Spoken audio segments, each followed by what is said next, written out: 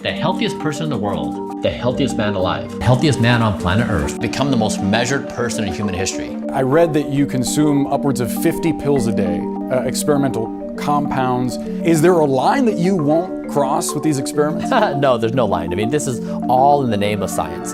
True or false? You, Bryan Johnson, you will die. False.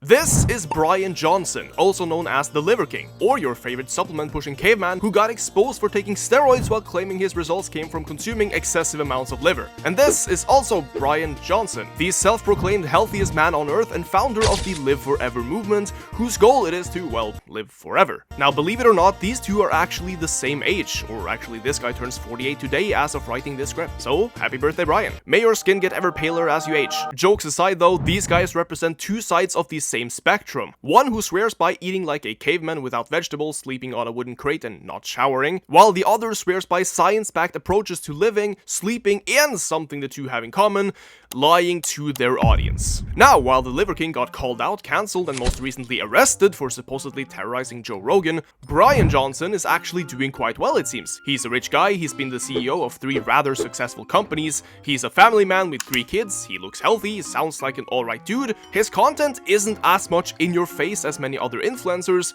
but he does have that one thing about him that I can't quite put my finger on. What people care about is boners. In 2021, Bryan started his anti-aging campaign, which he called Project Blueprint, with the goal of living until at least 2040, which is coincidentally the last Bitcoin halving, though his end goal is to live forever. But you might be asking, that guy, who the hell is he? Well, as I said, he is a renowned businessman, but there are a few rather interesting things about Bryan Johnson's backstory that I think many people are unaware of. For one, he used to be a Mormon, he's vegan, and he is really, really rich. This man has been in the tech industry for quite a while and made a lot of money doing so, especially after the success of his web payment company Braintree. And this is a part of why he stands out, because as opposed to the Liver King and many others in the fitness industry, he doesn't necessarily need to make more money. He's already a centimillionaire and is doing this whole anti-aging thing as a personal project. But if he doesn't need to make more money, why is he marketing his anti-aging project so dang hard? Why does he sell all of these supplements ranging from protein bars to overpriced whey, expensive hair products, and even merch? There is something a bit fishy at play here. So let us go through some of the things that make Bryan Johnson seem more like his red-skinned counterpart in disguise. First of all, Bryan Johnson used to sell this product called Speed of Aging, which supposedly lets you test, well, your speed of aging. However, this product was actually called out for being invalid and unreliable for assessing those markers, and for a package that would set you back more than $300, and even Bryan himself mentioning on a podcast with Derek from Mortels that they don't even test your future lifespan. Given that is the case, how much confidence can we have about it being a predictive tool that's of any utility? Yeah, none. The product has been taken off the website, even though I can't tell you the exact reason why, but apparently Bryan himself didn't even know how they would be used to assess the speed of aging, even though he literally sold the product. But okay, maybe he messed up, nobody's perfect, and if he noticed that hey, this product isn't actually doing what I've been promoting and took it offline, then that's respectable. However, this isn't the only example. He also did this with a supplement supposedly containing vitamin B12 that for a long time didn't actually contain any, and that's just the tip of the iceberg. For one, he claims to be the healthiest man on earth. I now have the best biomarkers of anybody in the world. I am the healthiest person on planet Earth.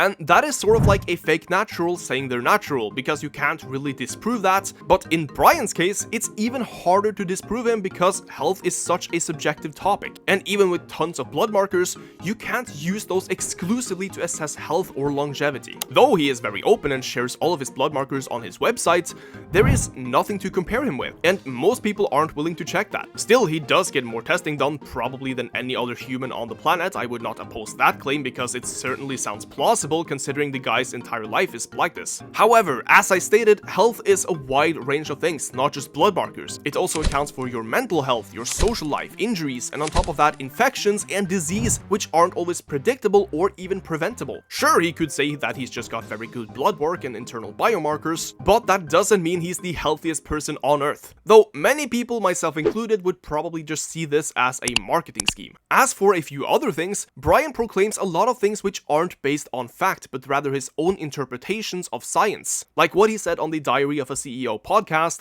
that extra virgin olive oil is better than Ozempic for curbing hunger and inducing weight loss. I mean, for example, one thing that works is extra virgin olive oil. In the ways it improves health and wellness. It's better than Ozempic. Which isn't even true, and he misrepresented the results from that study and made an unfair comparison. Sure, olive oil is one of the better fats you could possibly consume, but it doesn't outperform medications specifically designed to induce weight loss. The man also takes a ton of supplements every single day, like a lot, alongside a serious list of prescribed drugs to help him reduce his speed of aging and improve his biomarkers. And a lot of health professionals are already opposed to this strategy, though that's not necessarily my place to say. I'm not a doctor, so I can't really speak about things I know little about. However, if he's taking all of these prescribed medications, which mind you are usually on prescription because they actually work and can have adverse side effects, why is he selling so many supplements that he claims contributes to his health online? Surely the medications he's been taking aren't gonna matter more because they're prescription, therefore meaning they have documented effects that are sufficiently strong. Now, I haven't gone through every single one of his supplements and read any and every study done on them, so I'm not counting out that they may have benefits. Some of what he sells are actually well documented, like creatine monohydrate. But if you're taking prescribed medication to enhance your health,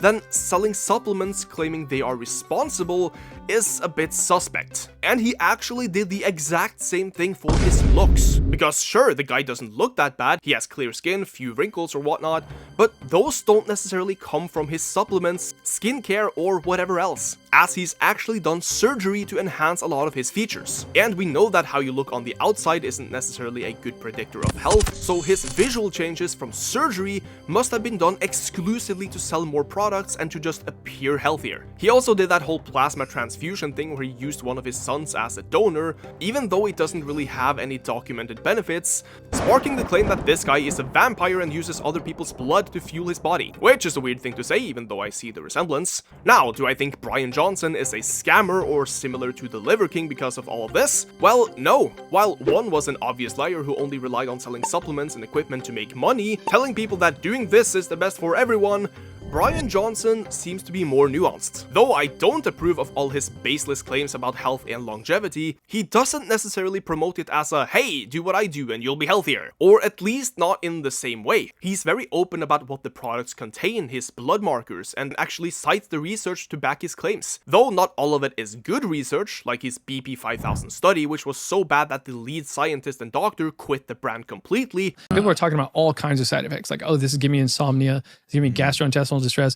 this is giving me tinnitus, all kinds of side effects.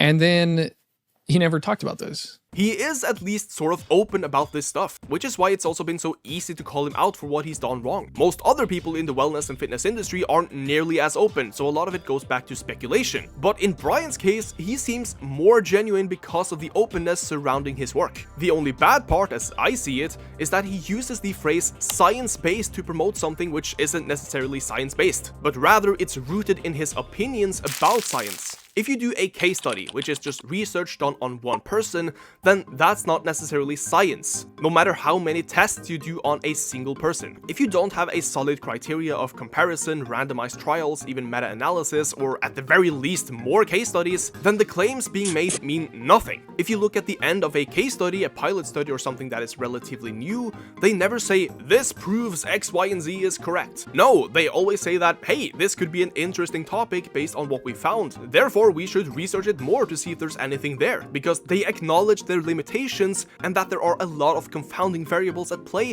which we don't necessarily understand. The big problem with Mr. Live Forever is that he plays up a lot of small tweaks that we don't really have any solid research on, though yes, I get that he's trying to fully optimize every aspect of his health markers, so you kind of have to get to that level, but many should instead focus on the big things that actually matter for health and longevity, like lifting weights, doing cardio, eating enough protein, fiber, and micronutrients overall, avoiding excessive consumption of alcohol, saturated fats, simple sugars, but also, like Bryan is doing, getting your blood checked, assessing your own physical capacity, stuff like that. While I think Bryan Johnson is more like a glorified placebo influencer, some of what he says and does do have solid benefits. But as with every influencer who sells and promotes expensive products, be aware of what they are and why you should or shouldn't use them. Though some of you might disagree with me here, I don't think this guy is anywhere near as bad as his counterpart counterpart, the Liver King. Though he's virtually his opposite in every way, he's vegan, light-skinned, looks more feminine, super modernized, calm, and probably doesn't take steroids, even though some are suspect of his high natural testosterone levels. He virtually sells a false idea that you can live forever. And while that would certainly be a good thing,